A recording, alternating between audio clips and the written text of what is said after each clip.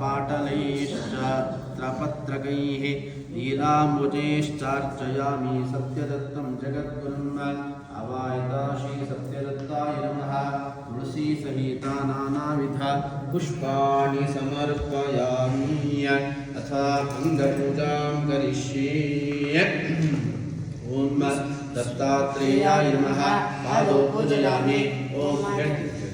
ओम माधवाय नमः जंघे पूजयामि ओम मधुसूदनाय नमः कटिं पूजयामि ओम पद्मनाभाय नमः नाभिं पूजयामि ओम ऋषिकेशाय नमः हृदयं पूजयामि ओम संकर्षणाय नमः स्तनौ पूजयामि ओम वामदेवाय नमः बाहुं पूजयामि ओम दैत्यसूदनाय नमः हस्तान् पूजयामि ओम हरिकेशाय नमः कंठं पूजयामि ओम चारुमुखाय नमः मुखं पूजयामि ओम त्रिविक्रमाय नमः नासिकां पूजयामि ओम पुण्डरीकाक्षाय नमः नेत्रे पूजयामि ओम नरसिंहाय नमः श्रोत्रे पूजयामि ओम मधुपेन्द्राय नमः ललाटं पूजयामि ओम श्रीहरये नमः शिरः पूजयामि अवायता श्री सत्यदत्ताय नमः सर्वाणि अंगानि पूजयामि अथ अष्टोत्तर शतनामार्चनाख्यं कर्म करिष्ये ओम राम दत्तात्रेयाय नमः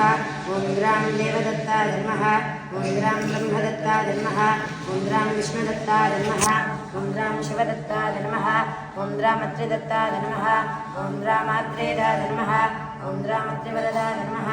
ओम राम मनसोदाय नमः ओम राम अवधूताय नमः ओम राम मनसोदाय सुमवे नमः ओम राम धर्माय नमः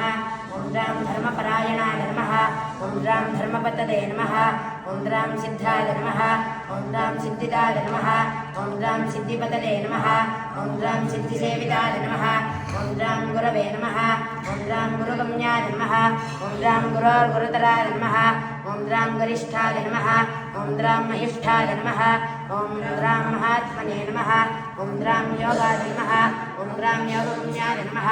ओम राम योगादेशकराय नमः ओम राम योगपतये नमः ओम राम योगीशाय नमः ओम राम योगाधीशाय नमः ओम राम योगिध्येयाङ्घ्रिपङ्कजाय नमः ओम राम दिगम्बराय नमः ओम राम दिव्याम्बराय नमः ओम राम पीताम्बराय नमः ओम राम श्वेताम्बराय नमः ओम राम चित्राम्बराय नमः ओम राम बालाय नमः